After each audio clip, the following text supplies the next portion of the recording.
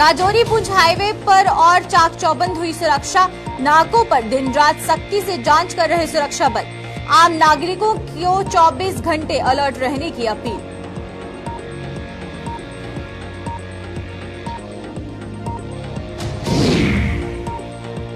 रोहिंग्याओं के हंगामे का मामला अभी भी गरमाया। कठुआ होल्डिंग सेंटर में मनाने में जुटा जेल प्रशासन और रिहा करने की मांग पर खाने का किया था बहिष्कार।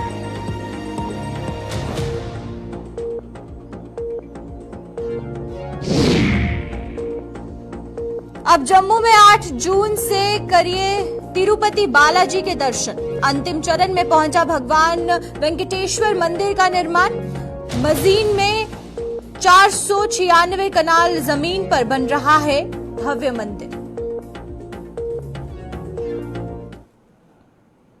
नमस्कार, जम्मू कश्मीर का खास बुलेटिन देख रहे हैं आप सब और मैं हूं आपके साथ पल्लवी जम्वाल। तो चलिए शुरुआत करते हैं आज के जम्मू कश्मीर के खास बुलेटिन की और सबसे पहले बात करेंगे सरहदी इलाकों की। जम्मू कश्मीर के सरहदी इलाकों में भारत पाकिस्तान के बीच दोबारा हुई सीज फायर समझौते के पहले दिनों की यादें एक बार फिर से ताजा हो गई। पुंछ जिला प्रशासन ने शादियों के इस सीजन में जिले भर में बम पटाखों के उपयोग पर प्रतिबंध लगा दिया है। यानी कि अब बैंड बाजा बारात में पटाखे फोड़ने वालों के खिलाफ सख्त कार्यवाही की जाएगी। ये आदेश जम्मू कश्मीर में G20 के सम्मेलन के मद्देनजर बढ़ाई गई सुरक्षा व्यवस्था के मद्देनजर जारी किया गया है। और आपको ये भी बता दें कि सीज फायर से पहले सरहदी इलाकों में शादी ब्याह धूम धड़ाके के साथ जो था वो अब काफी समय बाद फिर से प्रशासन को सुरक्षा के मद्देनजर ये कदम उठाने पड़ रहे हैं और ये आदेश जारी करना पड़ा है। तो चलिए आइए, तमाम जानकारी के लिए हमारे साथ सीनियर जर्नलिस्ट विनोद जी यहाँ पर ज्वाइन कर चुके हैं, तो उनसे जानेंगे कि ये पूरा आदेश क्या कुछ है और किस तरीके से इसका पालन किया जाएगा। विनोद जी, पहला सवाल तो आपसे मेरा ये रहेगा कि जिस तरीके से अब हमें वापस से वो पुराने दिन देखने को मिल रहे हैं जहां पर धूम धड़ाकों पर अब प्रतिबंध लगाया गया है सरकार द्वारा, तो किस तरीके से इस आदेश का आगे पालन किया जाएगा और पूरा आदेश अगर ये निकाला गया है तो किन चीजों को ध्यान में रखते हुए इसे निकाला गया है? असल में ये एहतियातन फैसले लिए जा रहे हैं क्योंकि हम सब जानते हैं कि पाकिस्तान की इंटरनल जो हालात इस वक्त है वो बड़ी चिंताजनक है और पाकिस्तान अपने हालात को डाइवर्ट करने के लिए जो इंटरनल उनके पास आर्थिक स्थितियां बनी हुई हैं या फिर जिस तरीके से अपोजिशन के इमरान खान को हिरासत में लिया गया, फिर सुप्रीम कोर्ट के कहने पर उनको छोड़ा गया, इमरान खान के समर्थकों ने जो तोड़ फोड़ किया है, उग्र प्रदर्शन किया है, उस हालात को डाइवर्ट करने के लिए पाकिस्तान सीज फायर का वायलेशन कर सकता है या बड़ी वारदात को अंजाम दे सकता है। दूसरा, G20 समिट एक बहुत बड़ा चैलेंज है पल्लवी। तो G20 समिट को देखते हुए भी आतिशबाजियां जो पहले भी LOC पर ये कोई भी आतिशबाजी नहीं होती थी, जो उनके शादी समारोह होते थे बड़े साधारण तरीके से होते थे, तो इस वक्त ये चैलेंज को देखते हुए एडमिनिस्ट्रेशन ने ये फैसला लिया। जी बल्लू। बिल्कुल विनोद जी, एक सवाल और आपसे यहाँ जाना चाहूंगी कि G20 को लेकर बहुत से हमें चीजें देखने को मिल रही है, खासकर वो इलाके जो कि LOC के पास है या IB बॉर्डर्स हैं, वहां पर देखने को मिल रहा है कि सुरक्षा व्यवस्था को भी बढ़ा दिया गया और इस तरीके से रिस्ट्रिक्शंस को भी जारी किया जा रहा है। वहीं पर अगर हम बात करते हैं पुंछ जिले की, तो पुंछ जिले में जहाँ ये शोर शराबे पर अब प्रतिबंध लगाया गया है, लेकिन इसे लोगों तक पहुंचाना बहुत जरूरी है, उन तक ये बात पहुंचाना जरूरी है ताकि जो सुरक्षा व्यवस्था है उसको ध्यान में रखते हुए जो ऑर्डर निकाला गया इसका पालन हो सके। तो कम्युनिकेशन किस थ्रू किया जाएगा? यानी कि अगर हम बात करते हैं अलग अलग जो ऑफिशियल्स हैं, क्या उनको भी इसके बारे में कहा गया है कि वो अपने अपने एरियाज में जाकर इसको कम्युनिकेट किया जाए? हाँ पल्लवी, पहले मैं थोड़ा सा बताऊंगा कि 740 किलोमीटर LOC है और 221 किलोमीटर इंटरनेशनल बॉर्डर है। 25 फरवरी 2021 को हॉटलाइन पे बात हुई थी तो सीज फायर का अमल हुआ था। जो लास्ट टाइम 2003 को हुआ था, 2003 को सीज फायर हुआ था, उसके बाद वायलेट होता रहा, लेकिन अब 26 फरवरी 2021 से सीज फायर की वायलेशन नहीं हो रही है और अमल में लाया जा रहा है। इक्का दुक्का घटने आई है। और आपने जो कहा कि जिस तरीके से लोगों तक ये चीजें पहुंचाई जाए जी, वो ऐसे पहुंचाई जाती है कि जब PRIs होते हैं, जो पंचायत राज जो सरपंच होते हैं, उनको डायरेक्ट किया जाता है कि आप अपनी अपनी पंचायत में जाकर के सभी लोगों को सूचित करें कि आप आतिशबाजी नहीं चलाएंगे, ढोल धमाके नहीं करेंगे, क्योंकि 25 मई तक, जब तक ये सबमिट नहीं हो जाता है, तब तक हालात ज्यादा खतरनाक है और चुनौती भरे हैं। दूसरी ओर जो इनपुट्स जो मिली हुई है वो ये है कि आर्मी स्कूल, आर्मी इंस्टॉलेशन जो इंटरनेशनल बॉर्डर के साथ जुड़े हुए हैं या हाईवे के साथ जुड़े हुए हैं, उन पे ये अटैक कर सकते हैं। एनओसी पे अटैक करना, बैट हमला करना, ये उनके लिए आसान होता है। इसलिए पुंछ में ये हिदायतें जारी की गई हैं कि आप आतिशबाजी ना करें। अलबत्ता पल्लवी, मुझे रात को निकलने का मौका मिला तो मैंने देखा था कि पूरे हाईवे को अलर्ट पे रखा हुआ है।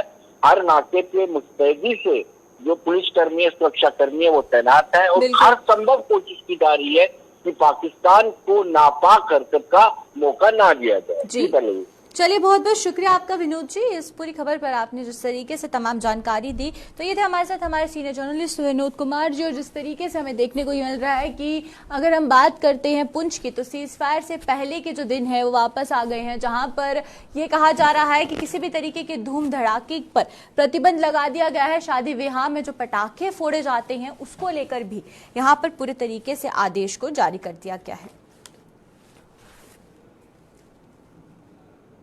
वहीं पर पुंछ, राजौरी पुंछ के पिछले कुछ समय से उपजे हालात के चलते जंगलों में छिपे आतंकियों की तलाश में जहां बड़ा अभियान चलाया जा रहा है, वहीं पर राजौरी पुंछ हाईवे और हाईवे पर रिहायशी इलाकों व संवेदनशील प्रतिष्ठानों की सुरक्षा भी बढ़ा दी गई है। सोरनकोट में सुरक्षा बल दिन रात हाईवे के अलावा अंदरूनी मार्गों पर भी नाके लगाकर गाड़ियों की जांच करने के अलावा उनमें सवार लोगों से भी कड़ी पूछताछ कर रहे हैं। इसके अलावा सोरनकोट में पुलिस ने लोगों को पूरी तरह से सतर्क रहने की अपील की है और वहीं पर पुलिस की गाड़ियों में भी यहां अनाउंसमेंट की जा रही है कि किसी भी संदिग्ध वस्तु या फिर संदिग्ध व्यक्ति के दिखने पर तुरंत पुलिस को सूचित किया जाए। इस पर तमाम जानकारी के लिए आकाश मलिक हमारे साथ यहाँ स्टूडियो में ज्वाइन कर चुके हैं। तो आकाश से जानेंगे कि क्या कुछ हालात जो हैं वो राजौरी पुंछ के बने हुए हैं। आकाश, आपसे पहले ये जानना चाहेंगे, G20 समिट जिस तरीके से नजदीक आता जा रहा है और तारीख के नजदीक आते ही सुरक्षा व्यवस्था को भी बढ़ा दिया गया है, तो इस बीच राजौरी पुंछ इलाके की बात करें तो एक ऑर्डर कल जारी हुआ और वहीं पर अब देखने को ये मिल रहा है कि हर जगहों पर जो सिक्योरिटी है उसे भी तैनात कर दिया गया है। तो अभी क्या हाल फिलहाल जो तस्वीरें हैं वो हमें राजौरी पुंछ से देखने को मिल रही है? जी पल्लवी, मैं आपको बताता चलूं, इस वक्त जो है राजौरी पुंछ की बात करें, इस वक्त मैं सोरनकोट में हूं और सोरनकोट की मैं बात करूंगा। और सोरनकोट में जो है पुलिस की तरफ से कल एक गाड़ी पे जो है एक ऐलान करवाया गया जिसमें ये कहा गया कि किसी भी व्यक्ति को कोई भी जो है संदिग्ध चीज मिले उसके साथ हाथ ही लगाना, उसके बाद कोई सस्पेक्टेड मूवमेंट हो, यहाँ कहीं पे भी कोई संदिग्ध लोगों को देखा जाए तो फौरी पुलिस को जो है इतला किया जाए। वहीं पे बात करेंगे सुरक्षा की। इस वक्त जो है कड़े प्रबंध जो है सुरक्षा के किए हैं एसएसपी पुंछ की तरफ से। जो है सोरनकोट की बात करूं और जम्मू पुंछ हाईवे पे जो है ये सोरनकोट के एरिया में आता है, इसमें जगह जगह नाके लगा के और सिक्योरिटी को जो है इस वक्त बिल्कुल जो है प्रॉपर तरीके से चेक किया था। वहीं पे बात करें एसडीपीओ सोरनकोट हो या एसएचओ सोरनकोट हो, इस वक्त भी हमने देखा है कि तमाम नाके, कई जगह पे जो नाके जो पुलिस की तरफ से लगाए गए उनको चेक भी किया जाता है और ओवरऑल जो है सुरक्षा के गड़े प्रबंध जैसे मैंने पहले भी बताया। और देर रात से भी हमने देखा कि कोई भी व्यक्ति जो है सोरनकोट में इंटर करेगा या जम्मू पुंछ हाईवे से पुंछ जाएगा और सबसे पहले उसका शिनाख्ती कार्ड चेक किया जाता है या उस पर आधार कार्ड हो या इलेक्शन कार्ड हो, एक आध फॉर्मेलिटी भी चेक की जाती है और पूरी तरीके से गाड़ी को चेक करने के बाद ही उसको सोरनकोट या पुंछ में एंट्री करने की इजाजत है। जी बिल्कुल। आकाश, आपसे ये जानना चाहेंगे कि जो एरियाज जहां पर जो फॉरेस्ट एरियाज हैं वहां पर किस तरीके से सुरक्षा की गई है, क्योंकि जरूरी है वहां पर भी सुरक्षा को बढ़ाया जाए। और जिस तरीके से हमें राजौरी से भी देखने को मिल रहा था कि जब आतंकी हमला हुआ था तो जंगलों की पनाह ली गई थी आतंकियों द्वारा, तो इस बार जो फॉरेस्ट एरियाज हैं पुंछ के, वहां पर किस तरीके से सिक्योरिटी है? हाँ जी, उस हवाले से बात करूं, वहां पे भी जो है सुरक्षा के कड़े प्रबंध किए हुए। हाल ही में जो है पुंछ में कुछ सस्पेक्टेड मूवमेंट दिखने की बाद जो है पुंछ पुलिस की तरफ से, पुलिस हो, आर्मी हो, चाहे सीआरपी हो, बड़े पैमाने पर सर्च ऑपरेशन भी चलाए जा रहे। हाल ही में बात करें सोरनकोट की मैंने कहा कि पहले भी जैसे बताया जम्मू पुंछ हाईवे के साथ इसको टच किया जाता है और इस पूरी हाईवे को जो है इस वक्त सुरक्षा अलर्ट पे भी, जैसे जम्मू पुंछ हाईवे पे जो है सख्त सिक्योरिटी है। और इस वक्त मैंने अभी भी देखा है डीएसपी हो सोरनकोट, एसएचओ हो या इंडियन आर्मी हो, तमाम नाकों पे जो है सुरक्षा को बढ़ाया जा रहा है और एक बार जो है सिक्योरिटी पॉइंट को भी देखा जा रहा है। जी चलिए, बहुत बहुत शुक्रिया आपका आकाश तमाम जानकारी देने के लिए। तो ये थे हमारे साथ आकाश मलिक, और वहीं पर आप तस्वीरें भी देख रहे हैं अपनी टीवी स्क्रीन पर कि किस तरीके से रात के अंधेरे पर भी जो सुरक्षा व्यवस्था है उसको पूरे तरीके से चाक चौबंद की गई है और हर आने जाने वाली गाड़ी की तलाशी ली जा रही है, क्योंकि जिस तरीके से G20 समिट की तारीख नजदीक आती जा रही है, पाकिस्तान की बौखलाहट भी सामने नजर आ रही है। उस बीच जम्मू कश्मीर में हालात साजगार रहे, इसको लेकर भी अब जितने भी सुरक्षा बल हैं उनको भी पूरे तरीके से सिक्योरिटी पर ध्यान रखने की बात कही गई है।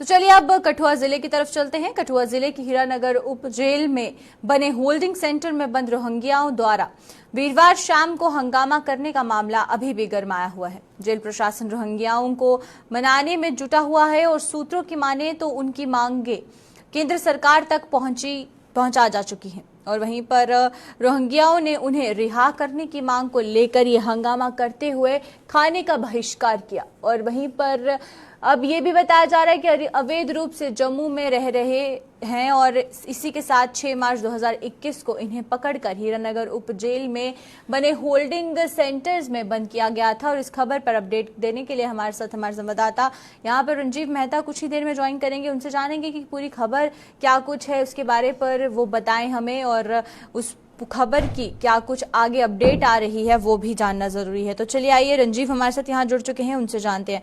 रंजीव, आपसे जानना चाहेंगे कि उपजेल के में जो होल्डिंग सेंटर बना है वहां से क्या कुछ खबर सामने आ रही है, आप हमारे दर्शकों को पूरे बात बताएं। पल्लवी, मैं बताऊं कि ये जो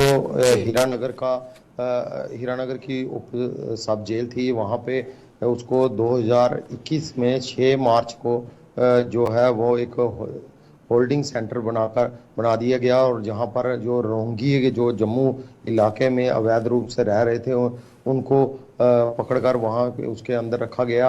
और उस समय सरकार ने जो इसका जिम्मा है जम्मू कश्मीर पुलिस और जिला प्रशासन को दिया हुआ है। तब से लेकर 2 साल से अधिक का समय हो गया है, लेकिन रोहिंग्या जो पकड़े गए हैं उनकी लगातार मांग है, उनका कसूर क्या है, अगर उनको नहीं रखना है तो उनको रिहा किया जाए, और जहाँ तो उनको फिर वापस उनके देश भेजा जाए। इसके लिए कोई पॉलिसी होनी चाहिए। इसको लेकर उनमें काफी गुस्सा है, क्योंकि 2 साल का समय जो है वो पूरा हो चुका है। वो समय समय पर यही मांग करते आ रहे हैं।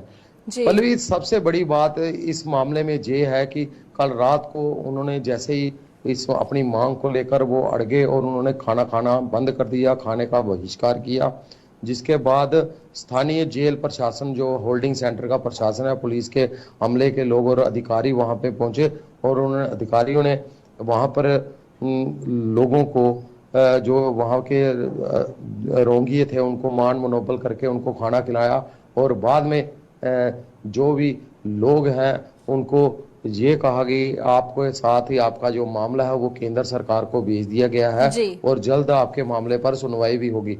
इस मन में मेरी जेल के अधीक्षक जो कौशल कुमार है उनसे भी बात हुई।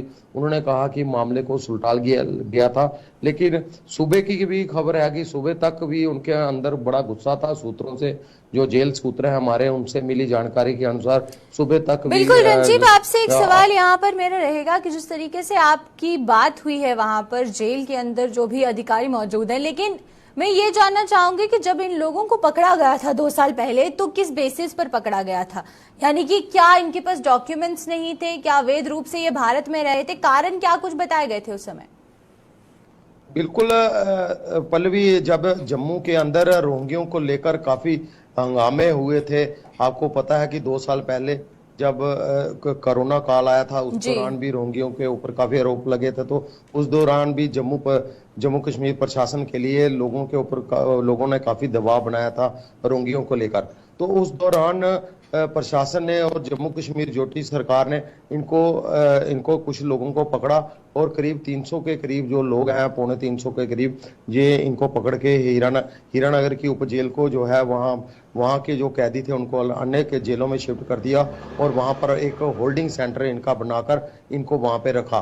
बड़ी बात यह है कि इनकी मांग क्या है, ये इसमें आपको ये बताने वाली चीज ये है कि कई फैमिलीज जो हैं इनकी, वो उनके कुछ एक आदमी को पकड़ लिया है, क्योंकि खाने कमाने वाला वही था और पीछे खाने वाले थे, वो उनके काफी मुश्किल होती है। किस तरह कईयों की पूरी फैमिली अंदर है, बच्चे भी अंदर हैं, छोटे छोटे बच्चे अंदर हैं, उनको प्रशासन उनको अंदर ही पढ़ाने का इंतजाम भी किया है। और जी कई लेडीज जो है वहां पे प्रेग्नेंट होकर कई बच्चों को जो है दर्जनवार बच्चों को अंदर ही जन्म दे चुके हैं। और ये सब मामला जो है जिला प्रशासन के अधीन काम कर रहा है इस होल्डिंग सेंटर को लेकर।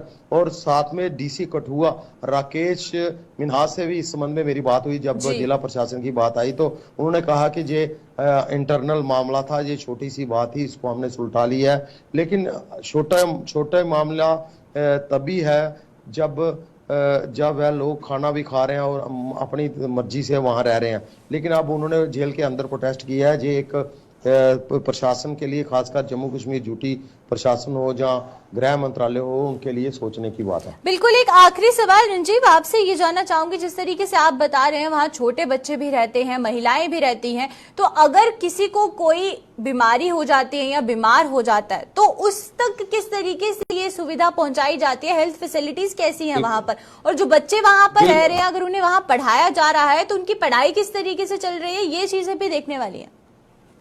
हाँ पल्लवी, ये जो लोग वहां पे हैं, अगर कोई बीमार होता है उसके लिए बकायदा पुलिस प्रशासन की तरफ से एक बैन रखी गई है स्पेशल।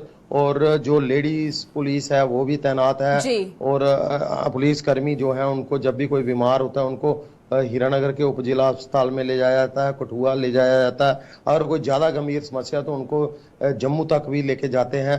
इतनी डिलीवरीज होती हैं उसको उस टाइम भी उनको हॉस्पिटल जो है समय समय पर उनको जितनी भी स्वास्थ्य सुविधाएं वो जिला प्रशासन और पुलिस प्रशासन की तरफ से मुहैया करवाई जाती हैं। जी चलिए, बहुत बहुत शुक्रिया आपका रंजीव, तमाम जानकारी देने के लिए। तो ये थे हमारे साथ रंजीव मेहता। और वहीं पर देखने को ये मिल रहा है कि होल्डिंग सेंटर्स में जहां पर रोहिंग्याओं को रखा गया है, अब उनका कहना है कि या तो उन्हें उनके देश वापस भेज दिया जाए या उनको यहाँ से रिहा किया जाए, जिसको लेकर उन्होंने खाने का भी बहिष्कार किया था। हालांकि अब जेल प्रशासन का ये कहना है कि जो हालात हैं वो ठीक हो चुके हैं।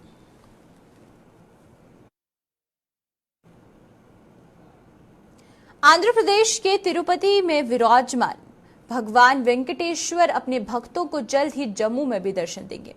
जम्मू के सिधड़ा इलाके में मजीन गांव में निर्माणाधीन मंदिर के कपाट अगले महीने 8 जून को पूजा अर्चना के बाद श्रद्धालुओं के लिए खोल दिए जाएंगे। मंदिर का निर्माण कार्य अंतिम चरण में है, जिसे कि 496 कैनाल जमीन पर किया जा रहा है। और इस मंदिर की आधारशिला 13 जून 2021 को उपराज्यपाल मनोज सिन्हा ने संत समाज की मौजूदगी में रखी थी। अब कितना काम बाकी है इस मंदिर का, इस पर जानकारी देने के लिए हमारे साथ ऋतिका यहाँ पर जुड़ेंगी। उनसे जानेंगे कि इस तरीके से इसका काम जो है मंदिर का वो अंतिम चरण में पहुंच चुका है, क्योंकि 8 जून को इसे खोला जाएगा। और जब इसके कपाट खोले जाएंगे आम जनता के लिए तो उससे पहले कितना कार्य रहता है वो भी देखना होगा, क्योंकि तस्वीरें आप देख रहे हैं कि किस तरीके से इस मंदिर में अभी काम चल रहा है। और वहीं पर तिरुपति नाथ के जो मंदिर है, इसे जब जम्मू कश्मीर में खोलने की बात कही गई थी, इसे यहाँ पर विराजमान करने की बात कही गई थी, तो ये भी कहा गया था कि टूरिज्म के हवाले से भी बहुत फायदा जम्मू कश्मीर को पहुंचेगा। तो चलिए आइए, तमाम जानकारी के लिए ऋतिका हमारे साथ यहाँ ज्वाइन कर चुकी हैं, तो ऋतिका से जानते हैं। ऋतिका, आपसे पहला सवाल तो मेरा ये रहेगा कि काम की बात करते हैं तो अंतिम चरण में अभी कितना काम है जो इस मंदिर का बाकी है, क्योंकि 8 जून को कपाट खुलने की बात कही जा रही है और पूजा अर्चना के साथ अब लोगों के लिए भी इस मंदिर के कपाट खुल जाएंगे, तो उस बीच कितना काम अभी इस मंदिर का बाकी है? मैं यहाँ पे हो रहे कार्य की बात करूँ तो यहाँ का जो प्रवेश द्वार है वहाँ पे स्तंभ जो है वो पूरे तरीके से बनाए जा चुके हैं। हल्का सा कार्य जो है वो पेंडिंग दिख रहा था, परंतु ऑलमोस्ट जो था पूरा कार्य हो चुका था। और वहीं पे मंदिर में प्रवेश द्वार का कार्य भी अंतिम चरण पे था। और जब अंदर जाके देखा गया तो वहाँ पे तमाम मंदिर में पेंट करने का कार्य फिलहाल के लिए चल रहा था और बाकी के जितने भी मूर्तियां बनाने का कार्य, नक्काशी का जो कार्य था वो पूरे तरीके से कंप्लीट हो चुका था। 2 फेज में ये कार्य होने वाला है। फर्स्ट फेज की अगर मैं बात करूं, स्टाफ पुजारियों के लिए वॉशरूम बनाए जाएंगे, रहने के लिए आवास बनाए जाएंगे और सेकंड फेज में पार्किंग और लाइब्रेरी जैसी अन्य सुविधाओं को बनाया जाएगा। यानी कि फर्स्ट फेज का कार्य पूरा होता हुआ दिख रहा है। और जो जून 8 तक जो है यात्रियों के लिए खोल दिया जाएगा। बिल्कुल आपसे रितिका यहाँ पर ये भी जानना चाहूंगी मैं कि जिस तरीके से आप बता रहे हैं कि कार्य खत्म होने वाला है और 8 जून को इसके कपाट भी खुलने वाले हैं, लेकिन वहीं पर रोड कनेक्टिविटी की बात करेंगे तो रोड कनेक्टिविटी के क्या कुछ हालात है? क्योंकि जब तिरुपति नाथ का मंदिर जम्मू में खुलेगा तो बड़ी तादाद में बाहर से भी लोग आएंगे, श्रद्धालु आएंगे, और जिस तरीके से अमरनाथ यात्रा को लेकर यहाँ कटरा में लोग जाते हैं तो उस समय यहाँ पर भी अब लोग आना शुरू हो जाएंगे, तो कनेक्टिविटी होना भी बहुत जरूरी है। तो रोड की सिचुएशन क्या कुछ है? को बता दें कि सिदड़ा में मजीन गांव है जहां पे ये तिरुपति बालाजी का मंदिर बनाया गया है, और सिदड़ा मेन हाईवे से जुड़ा हुआ रास्ता जो है वो इस मंदिर के लिए जाता है, और वहां पे सड़क जो है वो पहले से भी बनी है, और जो मंदिर के कुछ मीटर की सड़क है उसका निर्माण फिलहाल के लिए किया जा रहा है। यानी कि टूरिस्ट जितने भी जम्मू में आएंगे उनके लिए गाड़ियों में जाने का प्रावधान यहाँ पे साफ तौर पे दिख रहा है, क्योंकि जो मेन उसके लिए सर्विस रहती है सड़क की वो पहले से यहाँ पे बनी हुई है। हल्की सी जो सड़क मंदिर के पास है उसका निर्माण कार्य भी चल रहा है, यानी कि जितने भी नॉन लोकल जम्मू में आएंगे या फिर लोकल इस मंदिर में दर्शनों के लिए जाने के इच्छुक होंगे वो सीधे मंदिर में जा पाएंगे। जी चलिए, बहुत बहुत शुक्रिया आपका रितिका तमाम जानकारी देने के लिए। तो देखा आपने कि किस तरीके से 8 जून को अब तिरुपति नाथ जी का मंदिर जो है वो अब जम्मू कश्मीर में शुरू हो जाएगा, और जम्मू के सिधड़ा इलाके में ये जो मंदिर है ये बनाया जा रहा है, जिसमें कि आप तस्वीरें अपनी टीवी स्क्रीन पर साफ देख रहे हैं, और 8 जून में यहाँ दर्शन करने के लिए श्रद्धालुओं को आने की अनुमति दे दी जाएगी।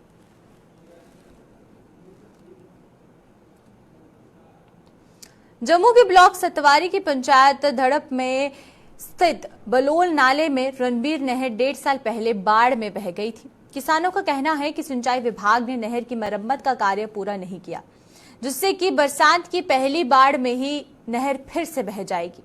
उनके मुताबिक अगर ऐसा होता है तो आरसपुरा और बिश्नाहा तहसील के किसानों को भारी नुकसान उठाना पड़ेगा। इन किसानों के मुताबिक अब 1.5 साल पहले नहर बाढ़ की भेंट चढ़ी थी, और तब भी इन दोनों तहसीलों के किसानों की धान की फसल तबाह हो गई थी और उन्हें भारी नुकसान पहुंचा था, और वह अब कई बार इस मुद्दे को सिंचाई विभाग के समक्ष उठा चुके हैं, और विभाग ने अप्रैल महीने तक उसका काम पूरा करने का आश्वासन दिया था।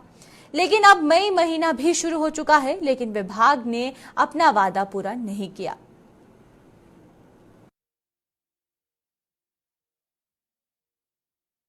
नहर है जेडे नाला चलता बलौल जी जिसी बलौल आखते ने, उतों 1.5 साल पहले भी नहर रुढ़ी ही, तो लोगों का अगों उधर मुंजियां अद्धियां कच्चियां अद्धियां पक्कियां हाँ, तो लोगों का उसलै बहुत ज़्यादा नुकसान होया हा, तो इन्हें दोबारा काम किया, वो भी जिला मुंजियां पक्कियां तो फिर किया। हुण अद्धा काम होएदा ते अद्धा रही गेदा है। 2 महीने बाद गौरमेंट ही पता कि 2 महीने बाद बरसात शुरू हो जानियां, जिसलै इक्का जोरा पानी आना तो नहर रुढ़ जानियां, तो दुनिया का फिर जी फसल है खराब होनी है, और रह नहीं सकती। इस वास्ते करिए गौरमेंट अगे अपील है, डिपार्टमेंट अगे अपील है कि तुम इन्ना काम करो भाई, जो अद्धा काम किया उरली साइड भी बनो, वो परली साइड तो बनी होड़ी ने, तो उरली साइड भी बनो, तो फिर ये तो वो काम बनना। इं तो नहर रुढ़ी जानी जिले पहले हड़ाई के रुढ़ी जानी है, उस नाल ही जी नहर 1.5 साल पहले वो भी रुड़ गई सी, जिसकी वजह नाल डिपार्टमेंट ने काम किया है लोक दिखावा, और आने वाले समय से महीने 1.5 में बरसात आने वाली है, और उस जो नहर का जो पैपा पाइया ने उसकी अजे तक कोई भी प्रोटेक्शन नहीं है। आने वाले समय से वो एको फ्लड जा सकती ने। मैं पहले भी इरीगेशन डिपार्टमेंट को बेनती की है कि भाई ये काम करो, उन्होंने आश्वासन दिता सी कि असी अप्रैल महीने काम कर देंगे, लेकिन वो काम जो है ना मात्र काम है, लोग दिखावा है। अद्धा काम किया है, वो पूरा काम नहीं होया है, जिसकी वजह नाल गौरमेंट का नुकसान करोड़ों का फिर दोबारा होने वाला है। मैं फिर भी अपील करना महकमे डिपार्टमेंटल और पूरे प्रशासन कि वो नहर का जो काम है पूरा किया जाए। तो चलिए, अब तक के जम्मू कश्मीर के खास बुलेटिन में फिलहाल इतना ही। मुझे दीजिए इजाजत, नमस्कार।